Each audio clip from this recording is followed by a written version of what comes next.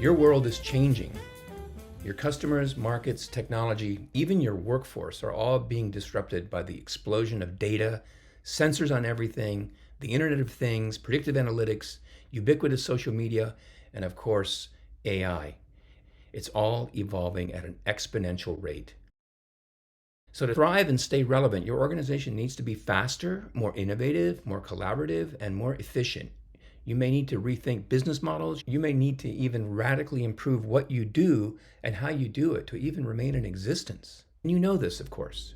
What you may not realize is that when it comes to digital transformation or a turnaround or any major shift involving culture, 70% of these initiatives fall short of stated goals.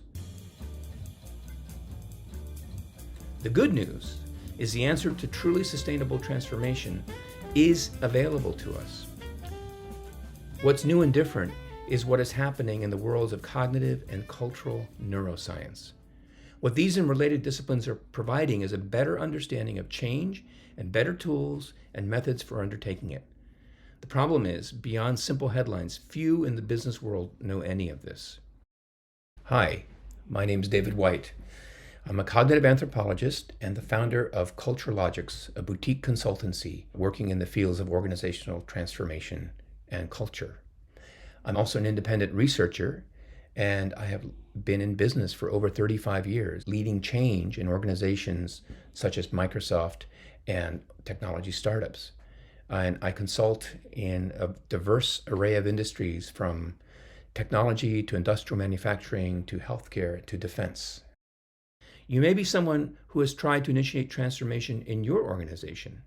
And perhaps, like most companies, you told your senior managers that culture starts at the top. If they set the right tone, surely the organization will follow, right? Or maybe you wrote a new set of corporate values and trained the whole company on them with a branding campaign and slick new taglines. Or maybe put all your engineers through Agile training, or your operations people through Lean and Six Sigma training. You've spent a lot of time and money, and yet what you have found, or will soon find, is that none of that is working. You've consumed a lot of bandwidth in your organization only to see minimal or very slow change, if any. The reason for this is how we understand and work with corporate culture. You see, the culture industry, and it's $1 billion industry, is largely built on anecdote, myth, and very old science from the early part of the 20th century, much of which has been debunked. It's an industry that's been around since the 1970s, made up of big strategy and HR consulting firms, media pundits, best-selling authors, even business schools, all pushing dumbed down and business change solutions like the latest brand of shampoo. The problem is, none of it works. If it was working, we wouldn't see the following. Almost 2/3 of employees globally remain disengaged at work, or 2/3 of all mergers fail, or nearly 40% of Fortune 1000 CEOs have engaged in some kind of corporate misconduct, and that these figures have remained roughly the same for decades. If the culture industry was really providing you with effective solutions, we would see much better outcomes by now than we do.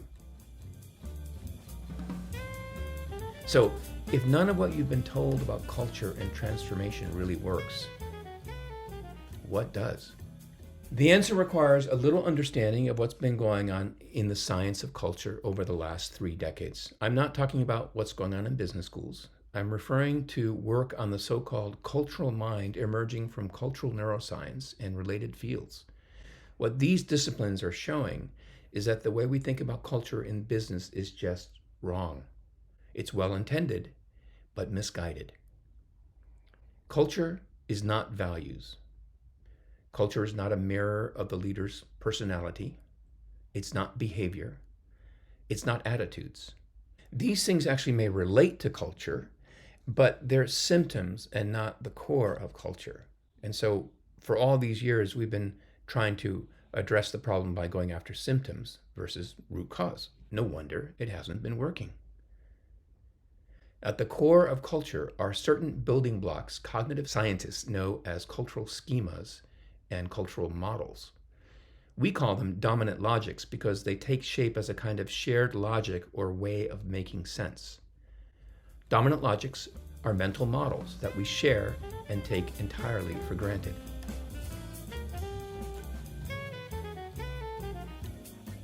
For example, how do we know not to stare at strangers?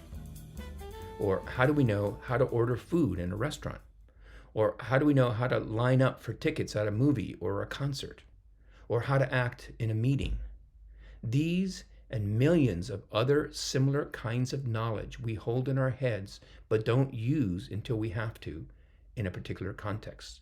These are cultural models or dominant logics. So learning how to identify and change this kind of tacit knowledge, these dominant logics, is the surest path to real transformation because it gets at what is blocking your transformation to begin with. What keeps your organization, in other words, anchored to the status quo. But don't just take my word for it. See the research for yourself on the resources page of our website at culturelogics.com. Don't hesitate to reach out. We're happy to discuss this with you to see if we might be a good fit to help you in your transformation.